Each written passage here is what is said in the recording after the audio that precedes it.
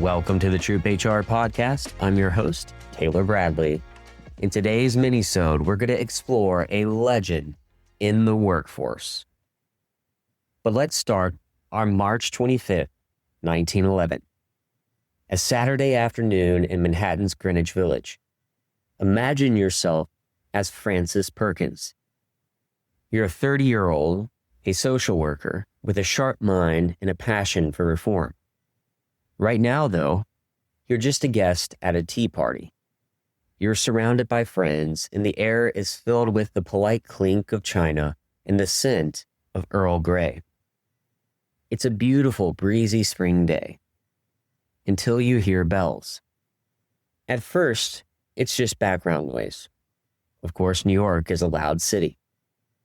But the bells don't stop. They're getting louder, more urgent. You and your friends set down your cups and rush to the window. Outside, you see people running towards Washington Square. Out of curiosity, you all follow them. As you round the corner, the spring breeze is abruptly gone. In its place is a wall of heat and the acrid choking stench of burning fabric. You look up at the Ash Building, home of the Triangle Shirtwaist Factory. Flames are licking out of the 8th floor windows, and then you see something that will haunt you the rest of your life. You notice the doors of the factory are locked, but not from the inside for security purposes, but from the outside, placed there by management to keep workers in with the intention of making sure that unauthorized breaks didn't occur. You stand on the sidewalk, gripped by the helplessness, paralyzing horror that's unfolding in front of you. You watch as primarily young immigrant women who came there chasing a dream are forced to make an impossible choice. A choice that would be echoed on the morning of 9/11, 2001, when individuals had to choose between the inferno behind them or the window multiple stories above the ground in front of them. By the time the smoke clears, 146 workers are dead. For most of the onlookers, this is a tragedy. For Frances, it's a reckoning. She realizes in this moment that the invisible hand of the market isn't just failing these workers, it's killing them. She decides right there, in the shadow of the blackened brick, that the charity isn't enough. She doesn't want to just hand out blankets anymore. She wants to change the law. Because for Frances Perkins, the New Deal didn't start in a voting booth in 1932. It started here, in the ashes. Following the fire, Frances didn't just protest, she investigated. She became a leading expert on industrial safety, spending years walking through damp cellars, unventilated shops, and dangerous factories.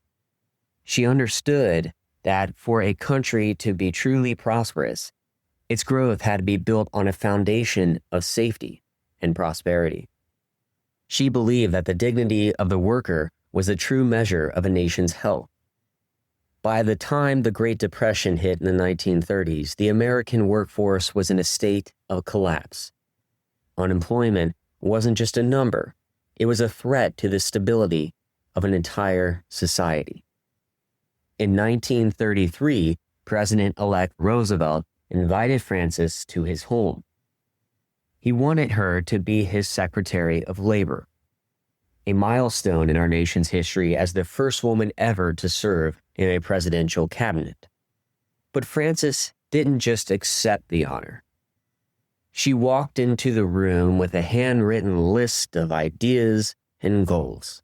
She told the president that she would only take the job if he supported a framework that would create a floor of decency for every American. These ideas would include the 40-hour work week so families could have time together, a minimum wage to ensure that a full day's work could provide a living, unemployment insurance to act as a stabilizer during economic downturns, a ban on child labor so that children could be in schools rather than factories, and Social Security so that a lifetime of committed labor didn't end in poverty. Over the next 12 years, notably the longest tenure of any labor secretary in history, Frances Perkins became the mastermind and the architect of these protections. She was a pragmatist in a room of theorists. She knew how to navigate complex political interests to get things done. In 1935, she chaired the committee that drafted the Social Security Act, creating a system that ensured that the elderly and vulnerable would not be forgotten by their country.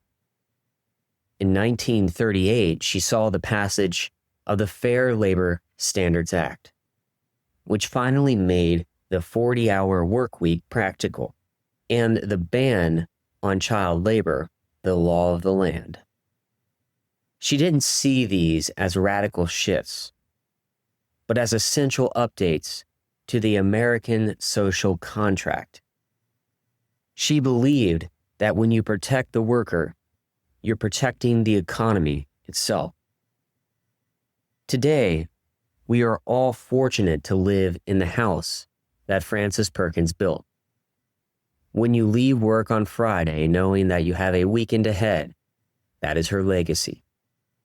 When a child picks up a book instead of a factory tool, that is her legacy. When a retired worker receives a check that allows them to live with dignity, that is her legacy. Frances Perkins proved that her leadership isn't about being the loudest voice. It's about the clearest vision and the most persistent heart.